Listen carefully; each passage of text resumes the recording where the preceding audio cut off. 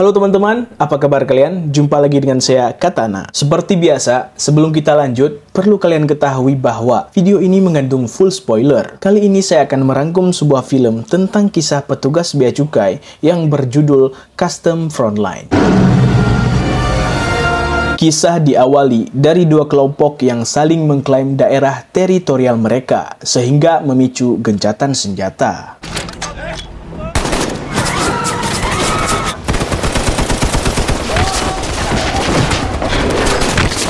Salah satu jenderal yang memegang kekuasaan di daerah Lok Lamoa tidak terima dengan pembantaian yang dilakukan kelompok Heona sehingga dia mendeklarasikan perang secara terang-terangan.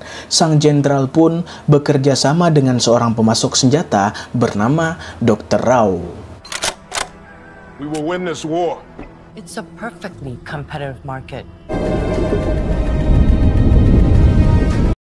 Jauh di tengah lautan, terlihat sebuah kapal kontainer yang dipimpin oleh seorang pria kejam, kita sebut saja si Brewok, sedang berada dalam ombak besar disertai badai, sehingga membuat kapal tersebut terdampar di perairan Hong Kong.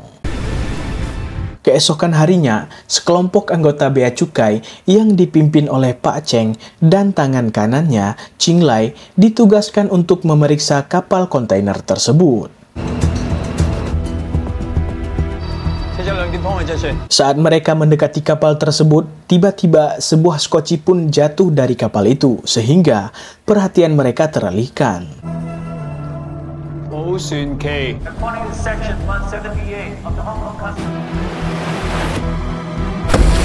Tak lama kemudian, dari sisi lain, sebuah speedboat pun muncul yang ternyata dikendarai oleh si Brewok. Mereka pun bergegas mengejarnya dan Ching Lai berhasil loncat ke speedboat tersebut dan inilah yang terjadi.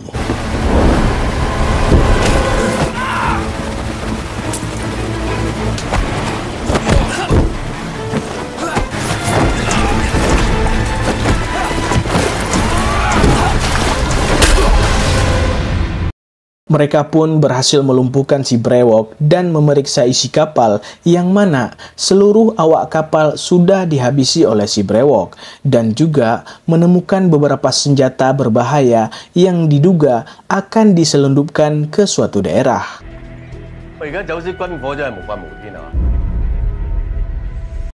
Keesokan harinya, mereka kedatangan dua intelijen dari Thailand untuk membantu menyelidiki asal senjata tersebut. Mereka bernama Mark dan Ying. Dan tak lama kemudian, muncullah sekelompok pasukan yang menyerang mereka dan mencuri senjata tersebut.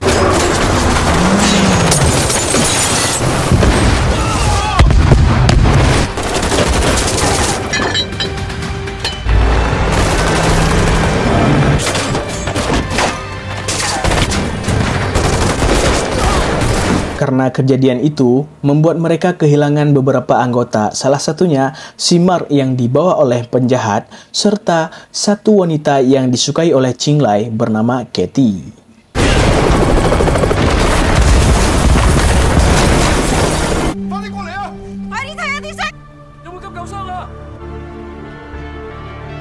Karena kejadian tersebut, Ching Lai pun menjadi stres karena wanita yang dia sukai telah tiada.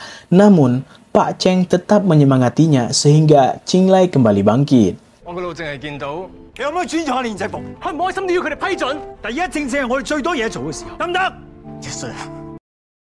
Beberapa hari kemudian, Ching Lai ditugaskan oleh atasannya ke Timur Tengah bersama Ying guna mencari info untuk memecahkan kasus yang sedang mereka hadapi ini. Dan Ching Lai pun bersedia. 这次蒙面人抢走了军火 ，WCO 和 Interpol 之前一直都是当情报员，黑市军火市场。 Sesampainya di sana, mereka mencari seseorang yang bernama Leo dengan cara si Ying menyamar menjadi seorang PSK dan merayu si Leo dan mereka berhasil mendapatkan data salinan dari laptopnya Leo.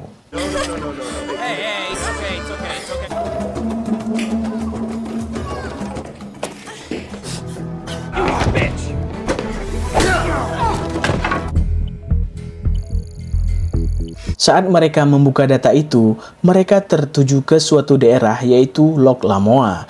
Dan yang mengejutkannya lagi adalah mereka menemukan ada pengkhianat di dalam bea cukai Hong Kong. Namun, mereka belum tahu siapa pengkhianatnya. Ching Lai pun memberitahukan Pak Cheng dan Pak Cheng pun sangat terkejut sehingga membuat dia stres memikirkan kasus ini. 仲有另外一件事，好有可能係高層。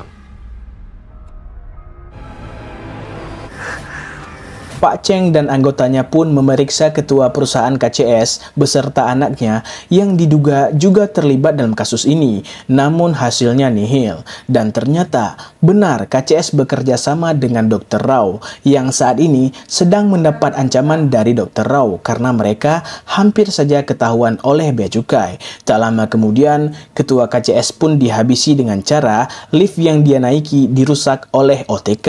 Here's my last shipment. My father single-handedly saved your company.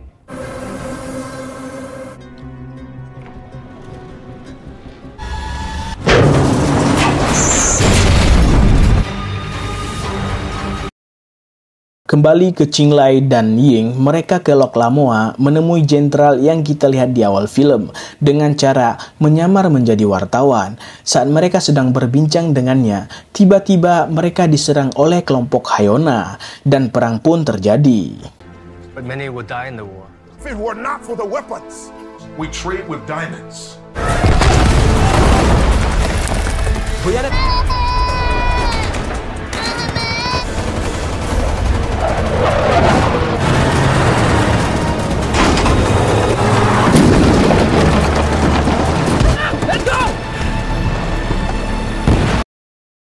Ching Lai dan Ying pun selamat dari serangan tersebut dan mereka bergegas kembali ke Hong Kong. Sesampainya di markas bea cukai, Ching Lai mendapati kabar bahwa Pak Cheng meninggal diduga bunuh diri karena depresi oleh dirinya yang gagal menjadi mentor yang baik sehingga banyak bawahannya yang terbunuh.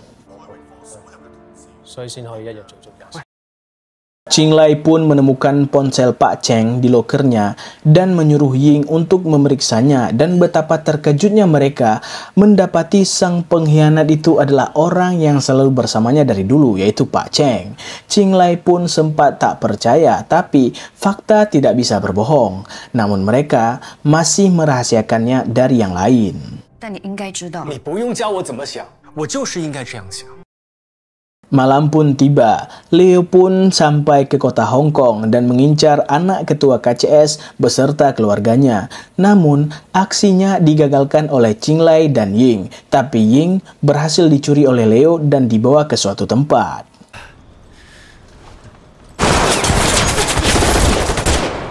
Bitch, it's you again! I won't let you go! Dan ternyata Leo menuju ke sebuah dermaga yang di situ terdapat kapal kargo yang di dalamnya ada sesuatu yang diinginkan oleh Dr. Rao.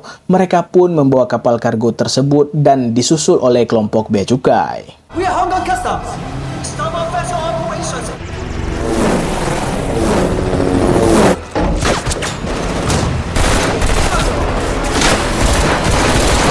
Ching Lai dan beberapa anggotanya pun berhasil turun ke kapal kargo tersebut dan bergegas mencari Leo dan Ying. Namun, kapal tersebut berputar haluan dan inilah yang terjadi.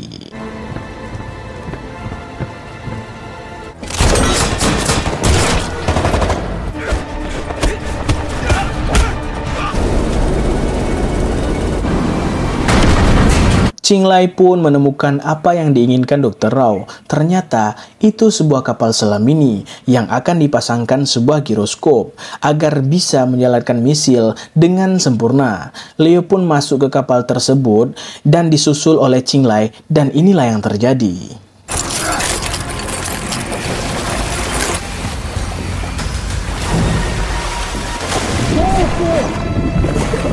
Mereka terus bertarung meski keadaan yang tidak memungkinkan. Karena Ching Lai masih punya hati nurani, dia pun hanya menahan nafas dan tidak membunuh Leo. Dan hanya membiarkan Leo pingsan karena tidak kuat menahan nafas. Why did you save me? It's my duty. Keesokan harinya, Qinglai pun mengantarkan Ying dan Ying memberitahu bahwa dia tidak menuliskan laporan tentang Pak Cheng dan hanya menuliskan tentang Dr. Rao. Film pun ditutup dengan diperlihatkan masa lalu Pak Cheng dan Qinglai sedang bersantai di pinggir laut. Ending yang sangat menyedihkan. Terima kasih yang udah nonton. Sampai berjumpa di video selanjutnya. Salam Katana.